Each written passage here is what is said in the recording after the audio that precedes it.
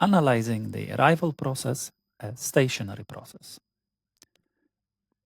Before we try to evaluate waiting time, we will first try to analyze arrival of a process, and we will first define arrival time. Here, AT is just the time of arrival, let's say measured with a precision of 1 second. So here we have call number 1, call number 2, and so on, and this is the time, hour, minute, seconds, right?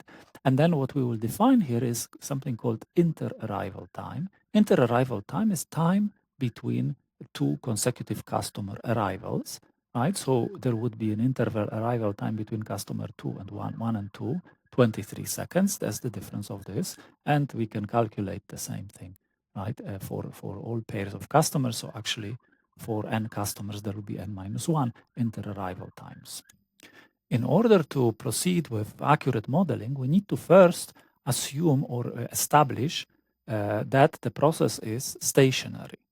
And stationary process is such that for any time interval, the expected number of arrivals depends only on the length of time of that time interval, not on the starting time of the interval. So if an arrival process is not stationary, then we say it exhibits seasonality. Look at the chart here. This is number of customers arriving every 15 minutes, right? For the whole 24 hours. Suppose this chart, this data are average data collected over a long period of time, like 1 year. Is this process stationary over the 24 hours?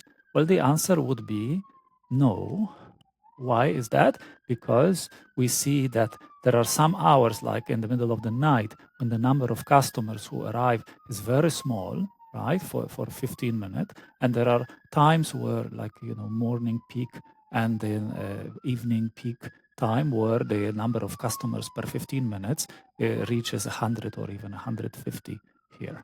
So we can say that there is a clear seasonality in the arrivals, and we need to do something about this seasonality. So changes due to variability and changes due to seasonality are both unpleasant from the perspective of operations management. However, the distinction is important because the effect of seasonality is predicted beforehand and capacity can be adjusted. I know there is going to be a much higher demand during the morning hours or the evening or afternoon hours, so I can actually adjust capacity. I can hire more employees or make them work, right? Have them scheduled to work at these times in order to cope with this capacity. For variability, however, I may know the average demand, let's say at around noon, but it's still I might have an increase on one day, right? Even if on average it is 30 or 40 customers per 15 minutes, I might have one day where during one 15-minute period, I will have 80 customers arriving just due to pure randomness. In most cases, context explains seasonality, right? So in this case, it might be quite obvious that there is some reason why customers call during these times and during these times, the same way as we know, for example, why traffic jams in cities happen at certain times where, let's say, people commute to work or from work. So how do we deal with non-stationary arrival process or seasonal process? Well, if seasonality occurs, the only way to deal with it is to divide time interval into smaller time intervals. So basically, if we cannot cope with the full 24 hours as one process, we can divide it into smaller time periods and say, for example, up to 4 a.m. This from midnight to 4 a.m. This system is stationary. There is no seasonality at this time, right? And then we could define different time periods where we would again assume within the smaller time period there is the system is stationary. There is no seasonality, right? So the reason for this will work is that seasonality within smaller time intervals will be relatively low, and so the system will behave close to a stationary arrival process.